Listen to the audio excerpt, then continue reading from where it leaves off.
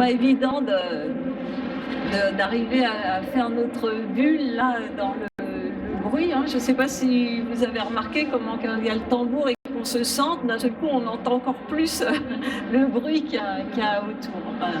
Mais en même temps, on sait qu'il y a ce silence-là aussi à l'intérieur de nous. Puis ça a permis aux dernières personnes d'arriver, donc on va pouvoir commencer. Alors, déjà, merci d'être là. Voilà, de partager ce moment-là avec moi, tous ensemble. Je vais vous parler donc de l'âme et du chamanisme, de l'âme en chamanisme, enfin bon, on va voir comment ça s'articule. Alors déjà, je me présente rapidement, je m'appelle Corinne Mystery, je vis et je pratique dans le Var, c'est bon? Plus près? Vous me dites si vous m'entendez pas. Ah, c'est mieux, ouais, je m'entends aussi. Donc Corinne Mystery, je vis et je pratique dans le Var à l'Orgue, c'est à 1h15 d'ici, c'est pas très loin. Et moi je pratique le chamanisme depuis une trentaine d'années. Ça a déjà été une découverte sur mon propre chemin de quête d'aller mieux, parce que voilà, c'était compliqué pour moi à l'époque et je cherchais des moyens d'aller mieux. J'ai fait beaucoup de choses, de la psychanalyse, des psychothérapies, mais c'est vraiment quand j'ai rencontré le chamanisme, je ne mettais pas du tout ce mot là-dessus d'ailleurs, hein, mais j'ai envie de dire surtout le tambour, le changement d'état de conscience, ça a été vraiment une révélation et je me suis vraiment engagée dans cette voie. Alors déjà avec le chamanisme traditionnel, auprès d'un chaman tibétain, après très longtemps au Brésil, j'ai pratiqué avec un et plusieurs même chamans là-bas. Et on avait même, je vivais à Paris à l'époque, on avait aussi ouvert une structure à Paris où on recevait du public pour venir, qui venait bénéficier des soins de guérison. Et puis après, il y a une quinzaine d'années à peu près, parce que pendant 15 ans, j'ai pratiqué ça pour moi, sans autre objectif. Je crois vraiment que je ne mettais même pas vraiment le mot chamaniste, chaman, c'est pas ça qui m'intéressait, moi, c'est que ça me permettait d'aller mieux et que ça m'apportait énormément. Et il y a une quinzaine d'années, voilà, en tant que psychothérapeute, les personnes ont commencé à me demander des stages et des séances individuelles de chamanisme.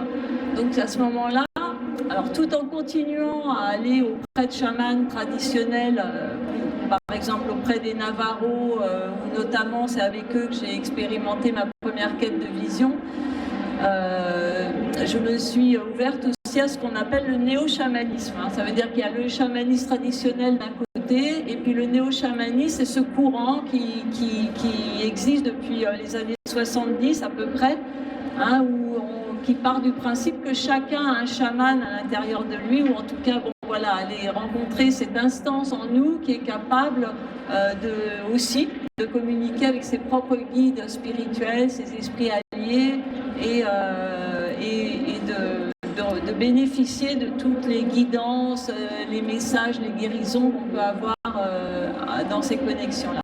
Voilà. Alors aujourd'hui, moi je propose des stages de chamanisme en présentiel et aussi en distanciel, grâce à mon site Conscience Chamanique. Voilà. Alors quand j'ai commencé il y a une quinzaine d'années, quand je faisais une conférence, je l'intitulais toujours en gros le chamanisme. Voilà. Donc mes conférences portaient sur le chamanisme, parce que c'est vrai qu'en France, le chamanisme était déjà là, mais de façon beaucoup plus discrète qu'aujourd'hui. Et aujourd'hui, faire une conférence sur le chamanisme, j'ai l'impression que maintenant, il y a beaucoup d'entre vous qui savent très bien ce que c'est le chamanisme. Je me trompe? Est-ce qu'il y en a parmi... Non? Pas spécialement? Ok, d'accord. Bon, comme quoi. Après, ça ne me surprend pas non plus, parce que là, depuis hier, sur le salon, j'explique beaucoup ce que c'est le chamanisme. Donc c'est vrai qu'il y a encore besoin de le faire.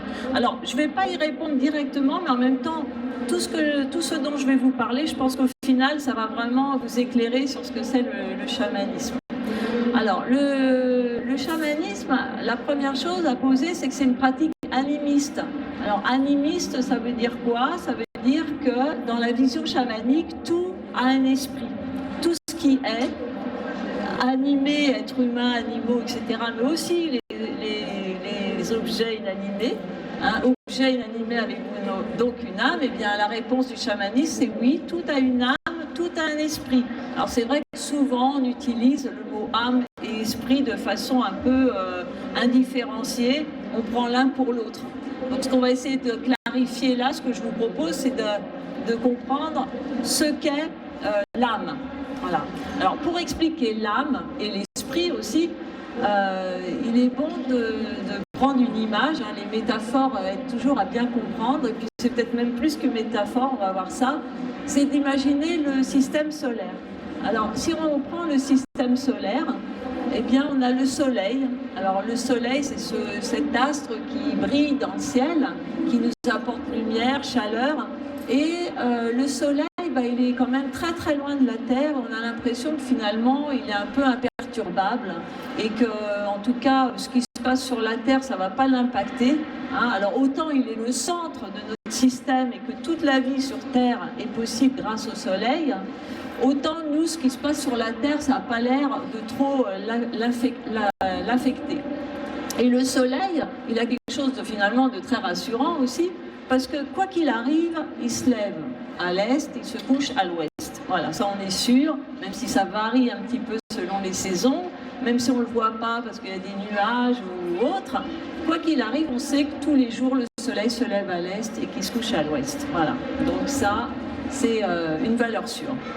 Et puis donc dans cette proposition que je vous fais, il y a le soleil donc, et il y a la lune. Alors la lune, elle est en interaction constante, aussi bien avec le soleil qu'avec la Terre. C'est-à-dire qu'elle reflète en permanence la lumière du soleil. Hein, la nuit, par exemple, quand les rayons du soleil ne viennent plus jusque là où on se trouve sur la Terre, la lune nous rappelle l'existence du soleil qui est là tout le temps, qui brille tout le temps et qui est le centre, encore une fois, de tout le système. La lune, elle est changeante. Hein, des fois, on ne comprend pas bien. Hein, un soir, elle est là, et puis le lendemain, elle est là. Elle est très changeante, mais c'est justement parce qu'elle est changeante qu'elle a été un repère, notamment avant, quand il n'y avait pas les GPS et tout ça. Ça permettait aux navigateurs, par exemple, de savoir où ils en étaient dans le temps, et sûrement aussi dans l'espace. Alors, par exemple, il y a beaucoup de calendriers qui sont basés sur la Lune, comme le calendrier musulman, par exemple. Alors, on sait tous que la Lune exerce une grosse influence gravitationnelle sur la Terre. Bon, on le sait, elle influence les roches, elle influence les océans, hein, c'est elle qui crée les marées, elle influence les animaux. Hein, il y a qu'à être dans la nature un soir de pleine lune, c'est complètement différent que si on est en lune noire, par exemple, à un autre moment du cycle. Et puis elle influence aussi les comportements humains. Hein. On dit bien être bien ou mal luné. Voilà. Donc la Lune exerce beaucoup d'influence, ça on le sait sur la Terre, mais aussi, des fois on le sait moins, hein, la Terre a aussi une grande force d'attraction sur la Lune. Alors heureusement que la Lune tourne à la bonne vitesse qu'il faut, parce que sinon elle serait attirée par la Terre et elle pourrait même tomber sur la Terre. Voilà. Donc l'influence est réciproque. Et puis la Terre, c'est là où finalement ces deux influences solaires et lunaires se rejoignent dans quand même une synchronicité parfaite, parce qu'il suffirait que la Lune soit un tout petit peu à une autre place, et alors là on n'aurait plus du tout le même climat, peut-être même la vie ne serait plus possible sur la Terre. Voilà. Et bien alors, il y a une loi en chamanisme très importante qui dit que tout ce qui est à l'extérieur est le reflet de ce qu'il y a à l'intérieur. Et bien de la même façon qu'il y a un soleil, une lune et une terre extérieure, il y a aussi ça à l'intérieur de chacun, comme un microcosmos qui est complètement à l'image du macrocosmos. Et donc ça veut dire qu'on a aussi un soleil à l'intérieur, une lune, une terre. Alors le soleil, eh bien, c'est notre esprit, la lune, notre âme, et la terre, notre corps physique. Ça va? Vous me suivez pour le moment? Alors, et chaque soleil intérieur, alors il faut savoir qu'il y a tout ce qui a une réalité physique, notre soleil, notre notre lune, notre terre, ont une symbolique aussi d'un point de vue spirituel. Hein, le soleil, c'est cette grande lumière, c'est la source, hein, ça représente spirituellement, les Amérindiens l'appellent le grand esprit, hein, c'est la grande lumière d'où tout vient, dont nous sommes finalement aussi une parcelle, un morceau de cette grande lumière, une individualisation de cette lumière. Donc le soleil, il représente le créateur, la source. La lune, symboliquement, elle va représenter, elle va se placer entre le soleil et la terre, exactement comme au moment de la lune noire, hein, où il y a cet alignement parfait, terre, lune, soleil. Et bien c'est ça dont elle va venir nous parler, elle va venir nous enseigner, la lune. Et cet alignement parfait, hein, c'est d'ailleurs celui auquel on aspire tous, et c'est un peu notre quête quand on pratique une spiritualité ou ne serait-ce qu'un travail sur soi, hein, c'est d'être, comme on dit tout le temps, aligné, hein, c'est-à-dire notre corps aligné à l'âme qui elle-même est alignée à l'esprit. Donc le soleil, il va représenter notre esprit, l'esprit qui est le centre du système, qui dirige tout, mais qui est finalement pas impacté par ce qui va se vivre, qui est imperturbable. Il l'est, l'esprit, il l'est. Voilà. La lune, donc notre âme, elle va être, à l'instar de la lune, influencée par l'esprit, c'est-à-dire que tout, on dit souvent, vivre une vie vivre selon les désirs de notre âme. Eh bien, les désirs de notre âme, c'est quoi? Si ce n'est finalement une grande inspiration spirituelle qui émane de la source, de l'esprit lumière. Et puis donc l'âme, elle transmet finalement les directives en quelque sorte de l'esprit au corps. Et puis l'âme, puisqu'elle est intermédiaire entre les deux, elle va aussi être influencée par ce qui se vit dans le plan de la matière à travers le corps humain. Voilà, c'est-à-dire que l'âme, alors l'âme, on peut imaginer que quand on s'incarne, eh bien l'âme, elle est lumière, elle est intègre, elle est entière, elle est dans la joie, dans la joie de l'incarnation, etc. Hein, alors ça, dans la plupart des cas, c'est comme ça que ça se passe, même s'il peut y avoir des phénomènes qui vont altérer justement avant même l'incarnation l'intégrité de l'âme, mais on va dire qu'en général ça se passe comme ça. Mais en tout cas, sitôt confrontée à la réalité de l'incarnation, l'âme va être impactée par tout ce qui se vit. Tout ce qui se vit qui peut aller de la simple frustration, déception, au grand, évidemment, traumatisme que sont les agressions subies, les deuils, les séparations, les changements brutaux dans la vie, les accidents, les maladies, etc. Tout ça va finir par impacter l'énergie vitale, finalement, de l'âme et son intégrité. Voilà. Et on va se retrouver avec une âme en souffrance. Et c'est vrai que on ne réalise pas tout le temps à quel point notre âme peut être en souffrance.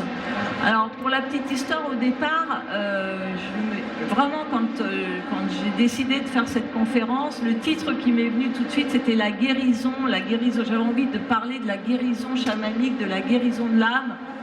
Je me suis dit, on va y aller doucement avec ce mot guérison, parce que il y a voilà, une certaine partie que je nommerai pas qui se veut détenir un peu le monopole de la guérison. Donc, je sais que c'est un mot, on va pas heurter, voilà, donc j'ai décidé de ne pas mettre ce mot, mais en fait c'est vraiment ça dont j'avais envie de vous parler. Donc du coup, c'est pour ça qu'au début je disais l'âme et le chamanisme, l'âme au chamanisme. Mais en fait le vrai titre que j'avais envie de mettre, c'est la guérison. Parce qu'en fait, grâce au chamanisme, on peut guérir une âme.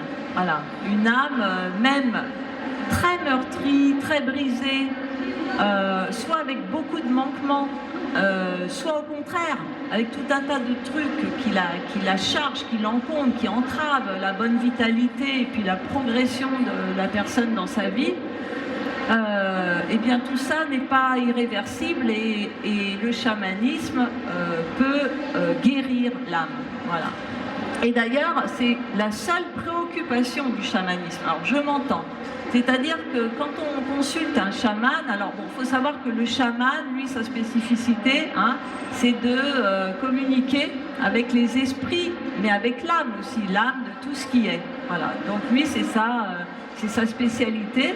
Mais le chaman, il a plusieurs casquettes. Hein. Ça veut dire que dès l'instant qu'on est capable de voir dans le noir, hein, le mot chaman, qui est un mot sibérien, et dans certaines cultures traduit par celui qui sait, celui qui voit dans le noir. Et c'est vraiment ça, faire du chamanisme, être chaman, pratiquer le chamanisme, c'est quitter le monde finalement tel qu'il nous parvient à travers nos sens extérieurs pour entrer dans une autre dimension qui est la dimension cachée en fait, celle où on va trouver l'âme, on va trouver l'esprit.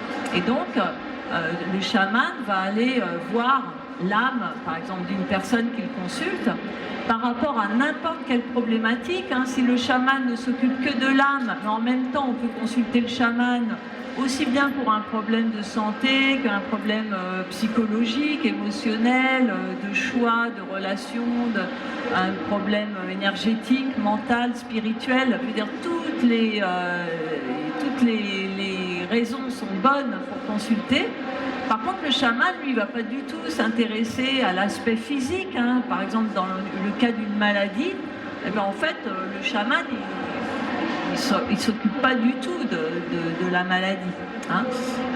Disons que le chaman, il ne va pas s'occuper de la réalité telle qu'elle peut nous apparaître, puisqu'il va considérer que toute réalité, finalement, est toujours subjective, hein, elle passe par le filtre de la personne qui la relate, et que c'est pas ça qui est réel. Hein. Pour un chaman, c'est pas ce qui se passe dans notre monde de la surface, dans le monde visible qui est réel, c'est tout ce qui se passe au contraire de l'autre côté. Donc lui, il va aller de l'autre côté pour voir qu'est-ce qui est à l'origine de cette maladie, de ce problème, de cette difficulté, de ce deuil impossible à faire, etc., etc. Et il va voir l'âme. Et l'âme, à ce moment-là, va communiquer en quelque sorte avec le chaman et va lui montrer ce qu'il a besoin de voir en fait pour lui faire du bien. Donc ça peut être, comme je vous l'ai dit, alors il y a plusieurs aspects dans la guérison de l'âme. Hein. Il y a ce qu'on appelle les extractions chamaniques. Alors dans les extractions, l'idée c'est qu'on va repérer sur l'âme tout un tas d'énergies très nuisibles ou tout au moins indésirables. Hein, c'est des mots qu'on utilise en chamanisme, c'est-à-dire que jamais on va parler d'énergie négative par exemple. Hein, c'est des énergies qui sont juste là et qui n'ont rien à y faire et qu'on va retirer. Voilà, ça peut être des fois des choses qui ont été très utiles à la personne, parce que en fait, si on regarde un enfant, il passe sa vie à quoi? Et puis nous, après adultes, on continue hein, dans la même foulée. On passe notre vie à essayer de nous intégrer dans ce monde, à essayer d'avoir une place. Mais tout ça, souvent, c'est au détriment de notre joie, finalement aussi. Hein, on délaisse beaucoup de choses, on sacrifie beaucoup de choses. Et on subit aussi les projections des personnes, de notre famille, de l'école, de la société.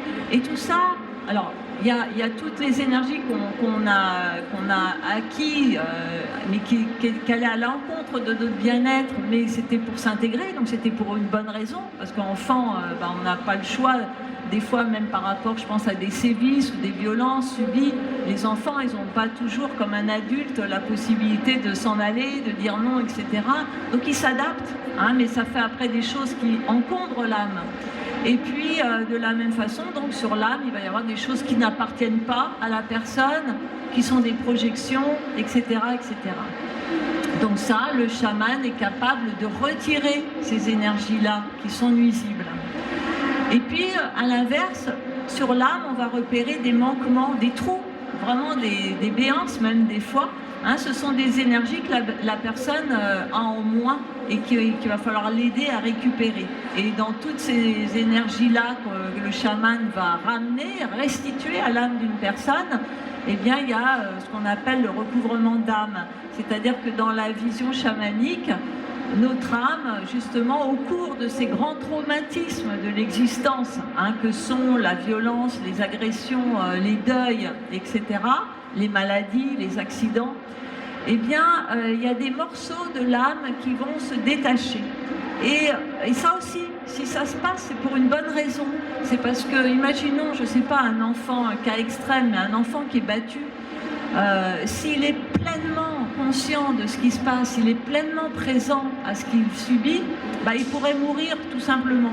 Donc en fait, s'il y a une partie de lui qui se détache, c'est pour lui permettre de survivre malgré ce contexte extrêmement violent et difficile.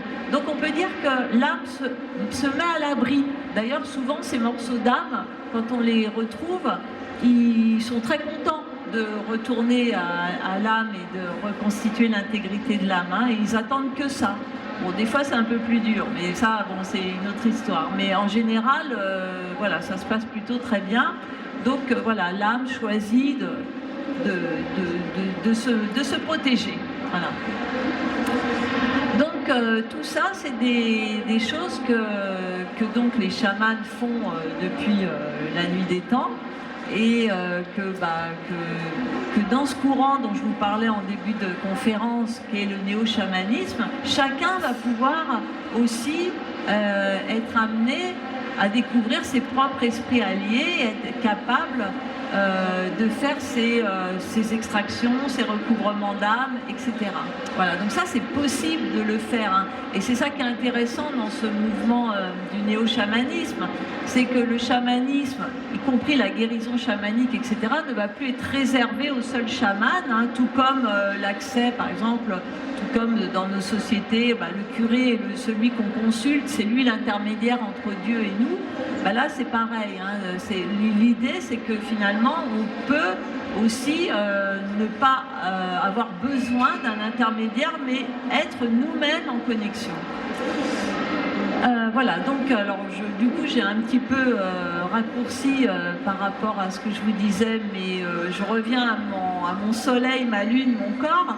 Donc on voit bien l'importance, l'âme étant impactée par les expériences de la vie, l'importance de remettre l'âme en bonne santé, de retrouver aussi cet alignement, de permettre à l'âme de pouvoir être aussi dans son rôle de transmettre les informations qui viennent de l'esprit pour vivre en bonne santé.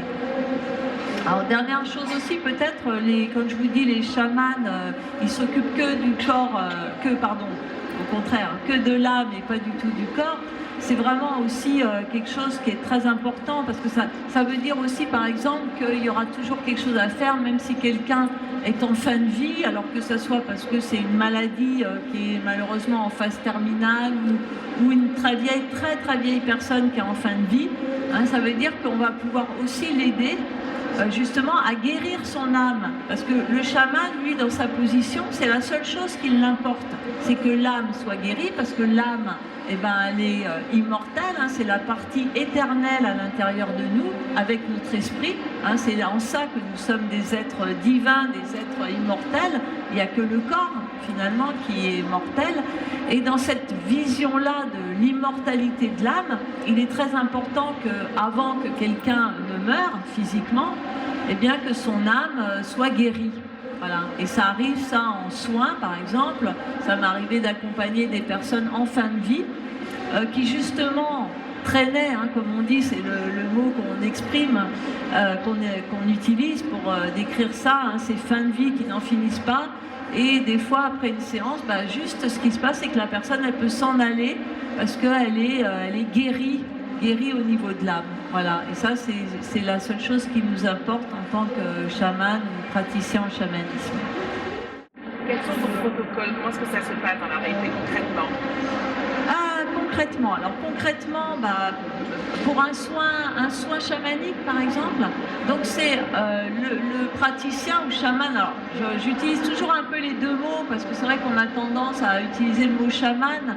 Alors personnellement, même si beaucoup de choses m'ont montré que c'était ma voie, que j'ai été d'ailleurs par plusieurs chamans désigné chaman, et que ma vie et les autres m'ont toujours désigné comme tel, c'est pas un mot que j'utilise pour moi parce que j'ai beaucoup côtoyé justement le chamanisme traditionnel, Et j'ai un grand respect pour le chamanisme traditionnel, et c'est vrai que du coup, ce mot chaman, je ne me l'applique pas. Bon, voilà, des fois, c'est simple parce que c'est court, mais moi, j'utilise plutôt le mot praticien en chamanisme et enseignante en chamanisme en ce qui me concerne. Alors, mettons un praticien en chamanisme, quand on va le consulter parce qu'on a un problème, il va prendre son tambour. Et c'est le tambour qui va amener le changement d'état de conscience. Hein, alors ça, bon, bah, ça fonctionne depuis la nuit des temps et sur tous les continents à travers le monde.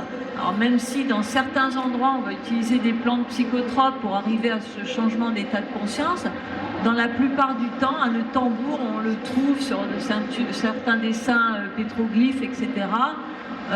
C'est le tambour qui, et puis on le sait maintenant avec les études qui sont faites, hein, qui génère un changement d'état de conscience réel, hein, au niveau du cerveau, qui est visible, qui est détectable, et qui amène du coup à élargir la conscience, à rentrer comme si d'un seul coup toutes les barrières finalement, parce qu'en permanence on est immergé dans un champ d'informations dont on n'a pas conscience. Heureusement qu'on a des barrières, parce que sinon on capterait tout en permanence. Mais en fait, c'est très possible de se mettre en état de conscience élargi et d'avoir accès à toutes les informations qui soient. Que ce soit des informations en lien avec le passé, en lien avec le futur. Hein. La notion de temps de temps linéaire n'existe pas du tout dans cette vision-là du monde. Hein. Donc tout, absolument tout, est là à portée de main, si j'ose dire, dès qu'on va dans l'invisible. Donc le chaman, en état de conscience modifié, en état de conscience chamanique, grâce aux fréquences du tambour, va se connecter à ces différents esprits alliés, à commencer par son animal de pouvoir, hein, qui est aussi quelque chose d'universel en chamanisme, c'est-à-dire sur tous les pétroglyphes, les peintures rupestres, etc. Quand il y a un chaman qui est représenté, on le voit très souvent accompagné d'un esprit, d'un animal, hein, et c'est donc son esprit allié qui est le gardien, qui est celui qui permet justement de faire le pont aussi entre le monde physique, matériel, visible, et le monde spirituel.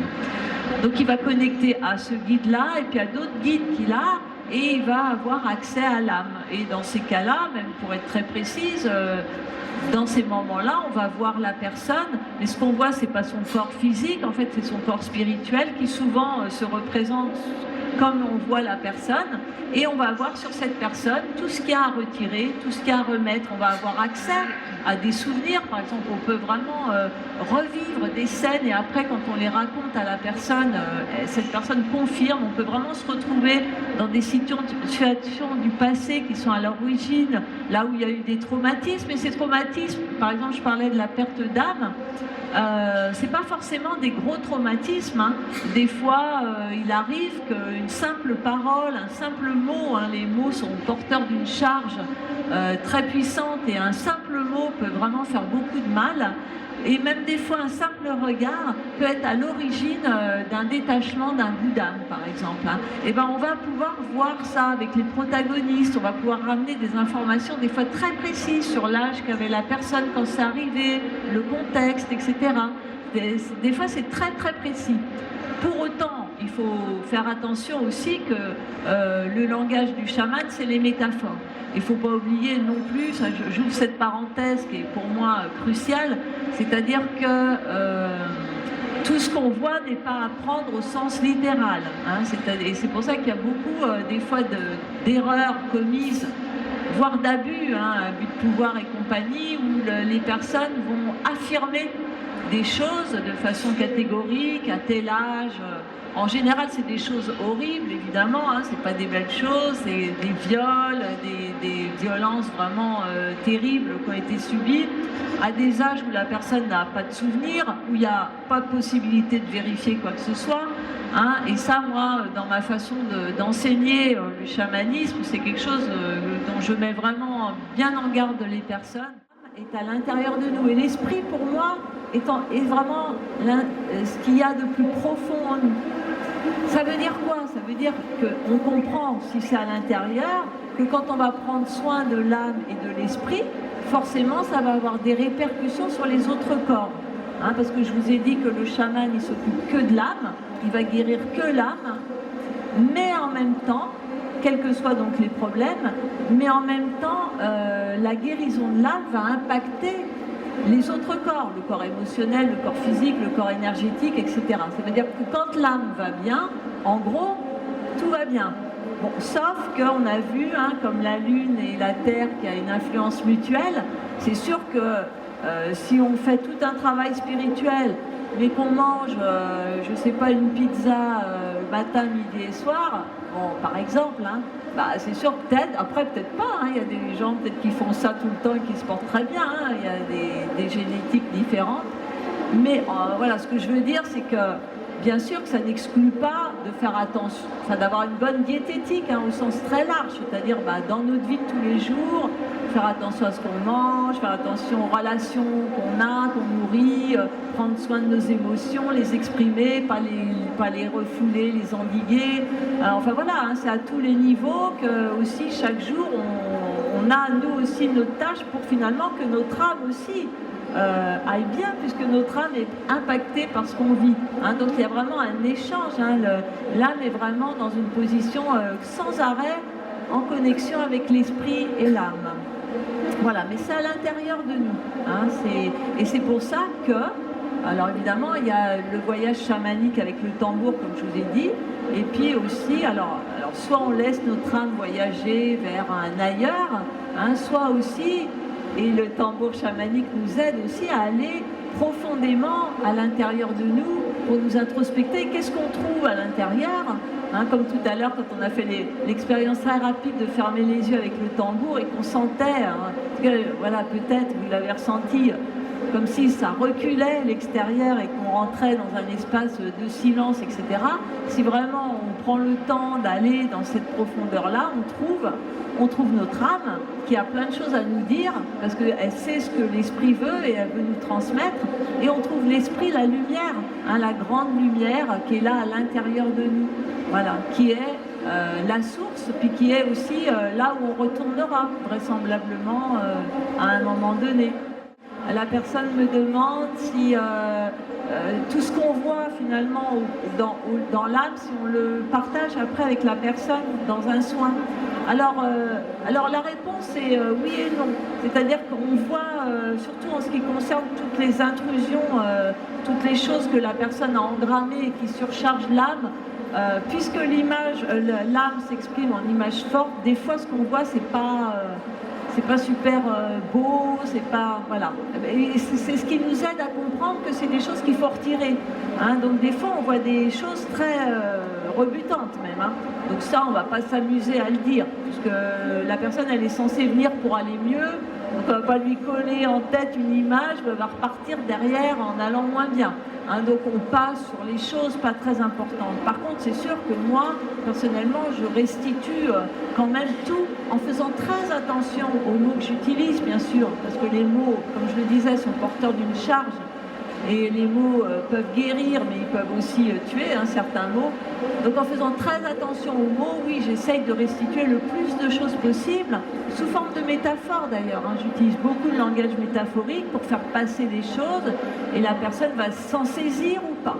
Voilà, c'est-à-dire je restitue, mais de façon large, et c'est la personne en fait qui va attraper ce qu'elle veut bien attraper, et puis éventuellement même m'expliquer des choses, et puis ensemble on va aller même encore plus loin dans la compréhension du soin.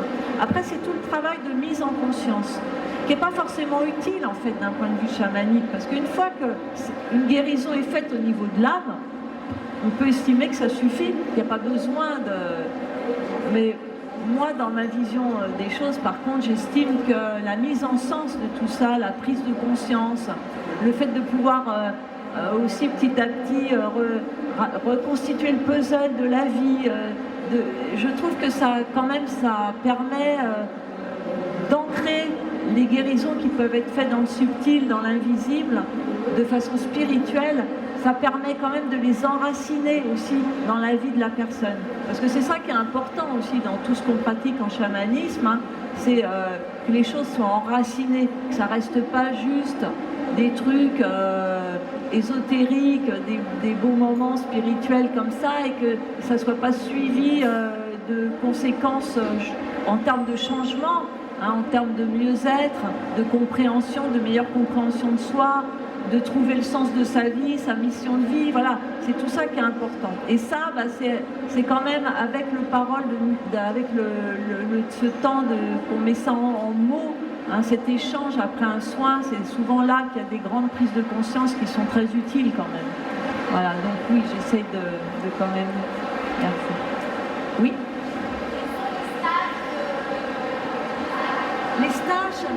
Les stages. Alors, justement, je propose beaucoup de stages qui sont en lien avec la guérison, avec la guérison de l'âme. Hein, donc, il y a beaucoup de stages, justement, pour apprendre à pratiquer les extractions chamaniques dont je vous parlais, alors pour soi-même, et puis dès l'instant que ça y est, on a fait un stage, on est capable de le pratiquer pour soi, pour son entourage. Et puis je forme aussi beaucoup de thérapeutes, de praticiens qui vont aussi le pratiquer dans leur cadre professionnel. Il y a les recouvrements, je fais un stage sur la mort et le démembrement, des choses qu'on rencontre lors des soins chamaniques, comme le démembrement par exemple, ce genre de pratique. Et puis il y a toute une série de stages, on va dire, qui vont nous permettre de nourrir notre âme. Hein. Et comment on nourrit l'âme? C'est quoi la nourriture de l'âme? Et bien l'âme, elle se nourrit d'amour, de beauté, de joie, de bienveillance, de partage, de tout ce qui vient du cœur en fait. Hein, voilà. Donc il y a plein de stages comme ça, comme celui sur l'enfant magique, les signes et les synchronicités, les rituels, les métaphores, enfin voilà, des stages qui vont venir nourrir, parce que pour moi une des fonctions aussi importantes du chamanisme, c'est de réenchanter le monde, parce que je parle de perte d'âme qui va mal, etc. Mais n'oublions pas que l'intérieur est le reflet de l'extérieur, qu'on est tous connectés et qu'on vit tous dans ce même espace-temps finalement, et que plus on est nombreux à avoir une âme qui va pas très bien, plus on arrive à un monde où l'âme est malade, et c'est dans le monde dans lequel on vit aujourd'hui. On voit bien que notre monde, son âme est malade et qu'il y a besoin de redonner de l'âme en fait. Hein. Et le chamanisme, pour moi, notamment grâce aux métaphores, à tout ça, à ce langage symbolique, hein, parce qu'avec le chamanisme, on reconnecte aussi aux mythes, aux légendes, à tout ce que... Le chamanisme existe depuis que l'homme existe, hein, depuis la nuit des temps. Donc à cette époque-là, les hommes ils vivaient réunis autour de mythes fondateurs, de croyances, de légendes pour expliquer le monde en fait, hein, et donner du sens. Oui. Alors, tous les stages, alors je finirai rapidement, tous les stages se font dans la yourte à l'orgue, hein, où j'exerce, et une fois par an j'emmène des personnes qui sentent l'appel en nature sauvage pendant une semaine pour une retraite spirituelle, c'est ce qu'on appelle la quête de vision. Et pour finir, donc, je propose aussi des stages qui vont justement permettre de nous mettre à l'écoute de notre âme, de comprendre où on en est aussi sur son chemin de vie, par rapport, là c'est tous les stages sur la roue de médecine et justement la quête de vision aussi, hein, des stages qui permettent de vraiment de se mettre à l'écoute, de comprendre où on en est dans notre parcours, de se mettre dans l'écoute de notre âme et aussi comprendre là où on vient, où on veut aller, etc. Hein, donc il y a plusieurs types de stages sur mon stand, la B32. J'ai des flyers avec toute la liste des stages que je propose.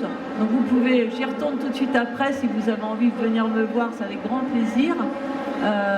Et puis voilà, je crois que Joël n'arrête pas de regarder sa montre, ça veut dire que c'est la fin. Bon on n'a pas pu faire un peu plus de tambour, mais peut-être que j'aurai l'occasion de vous accueillir dans un stage alors pour jouer du tambour ensemble. Merci beaucoup. Merci.